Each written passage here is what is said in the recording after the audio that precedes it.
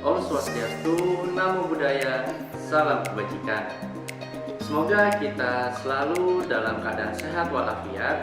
Di tengah kondisi pandemi seperti ini, kita harus selalu menjaga kesehatan dan mematuhi protokol kesehatan yang sesuai dianjurkan oleh pemerintah dengan memakai masker, mencuci tangan menggunakan sabun, serta menjaga jarak dengan kerumunan orang dan juga selalu menghindari kerumunan.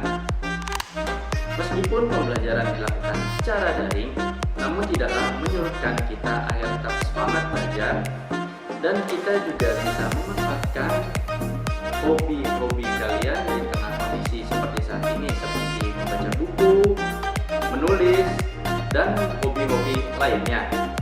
Pada kesempatan kali ini, kita akan belajar materi dinamika interaksi manusia dengan pokok pembahasan interaksi manusia dengan lingkungan. Kemudian, dengan mempelajari materi pokok pembahasan kali ini, kalian mampu menunjukkan interaksi manusia dengan lingkungan alam, sosial, budaya, dan ekonomi. Kemudian juga mendeteksi dan menguraikan interaksi manusia dengan lingkungan. Kemudian kalian juga diminta untuk menganalisis interaksi manusia dengan lingkungan. Langsung saja kita masuk ke dalam materi interaksi manusia terhadap lingkungan. Jadi, untuk hakikat interaksi manusia terhadap lingkungan, yakni lingkungan adalah ruang yang ditempati oleh makhluk hidup serta benda tak hidup. Jadi dari hewan, manusia, tanaman, serta lain-lain dari benda tak hidup juga itu berada dalam lingkungan. Kemudian komponen lingkungan dapat dibedakan menjadi 3. Yang pertama ada lingkungan abiotik, yang kedua ada lingkungan biotik, yang ketiga ada lingkungan sosial dan budaya. Kemudian lingkungan abiotik merupakan unsur lingkungan hidup yang terdiri atas benda tak hidup. Kemudian lingkungan biotik merupakan lingkungan hidup yang terdiri atas makhluk hidup.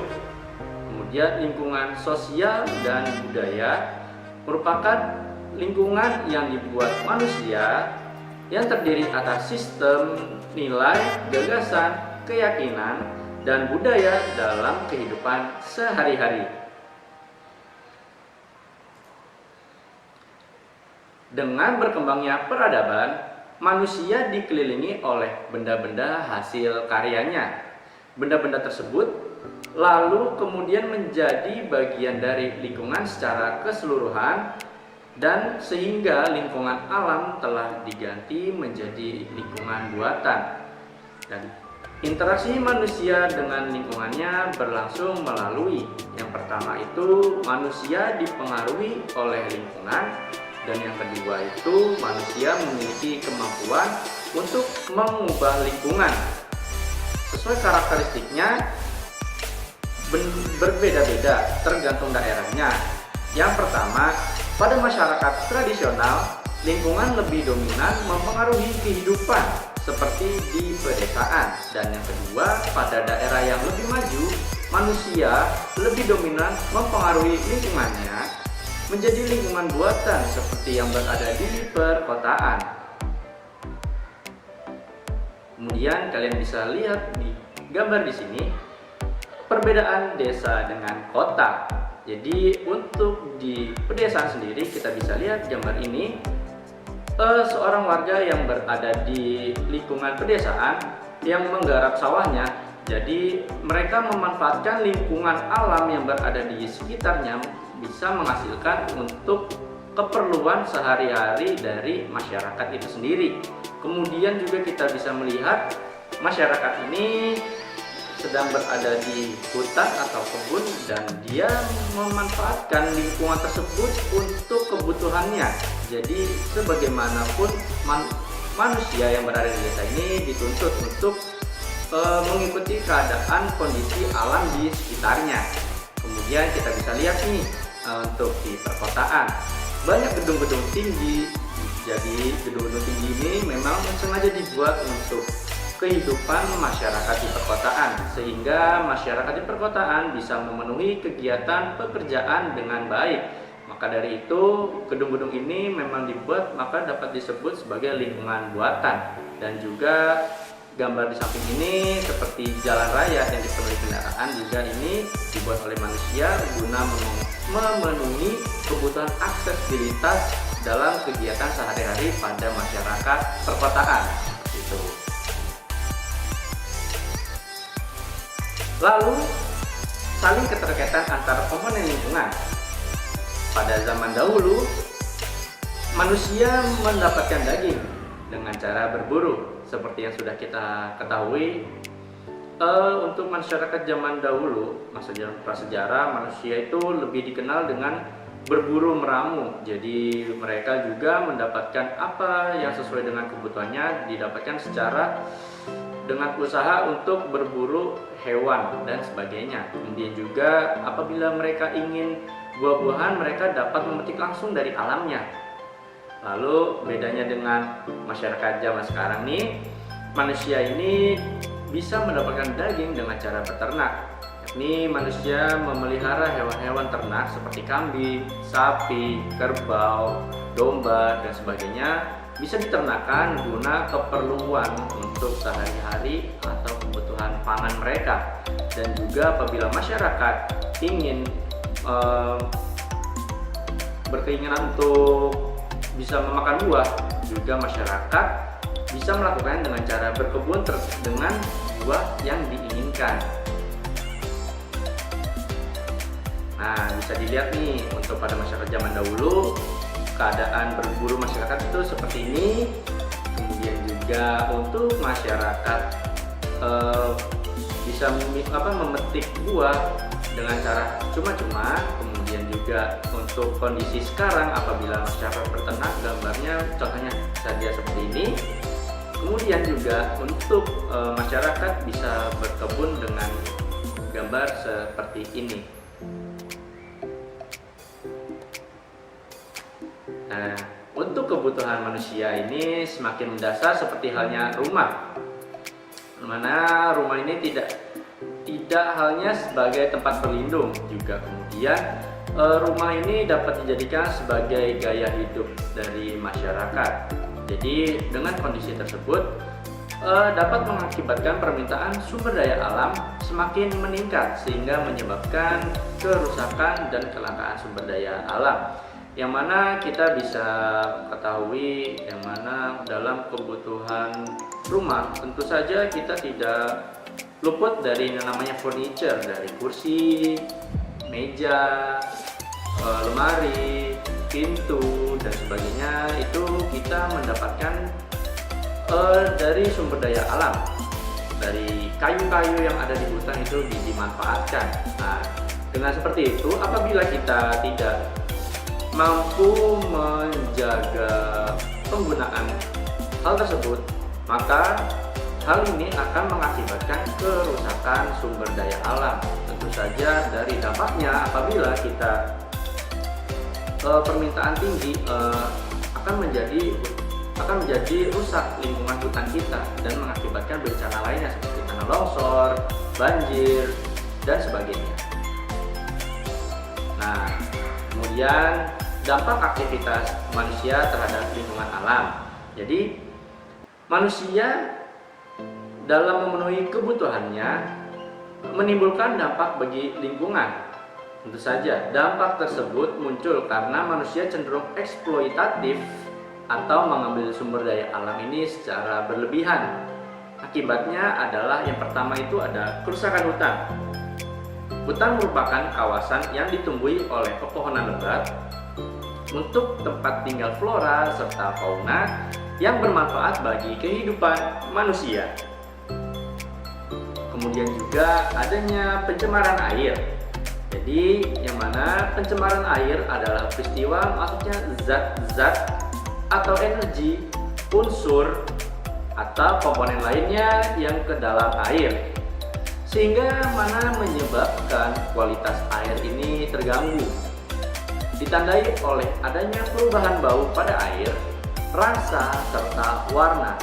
Nah, untuk pencemaran air ini juga dapat disebabkan dari kegiatan rumah tangga, seperti halnya kita membuang sampah sembarangan ke air, serta limbah cair atau deterjen dari rumah-rumah seperti itu.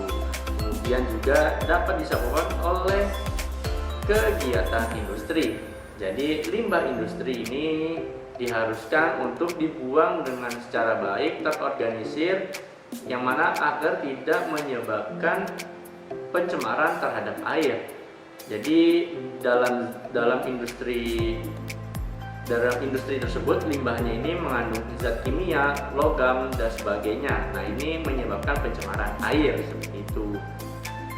Kemudian juga adanya pencemaran udara.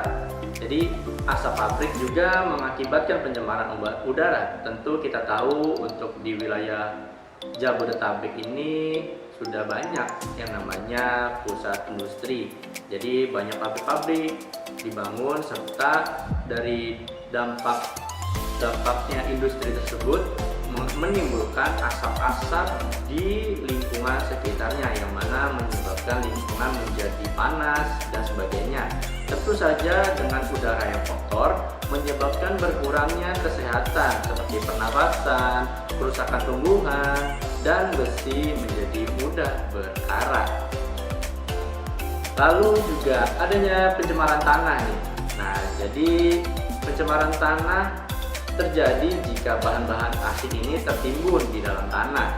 Kemudian juga menyebabkan daratan menjadi rusak sehingga mengakibatkan kerusakan pertanian, peternakan, air tanah juga dapat tercemar, kemudian hutan juga rusak, pemukiman terganggu, dan sebagainya. Oleh karena itu, kita membuang sampah ini harus dipilah terlebih dahulu.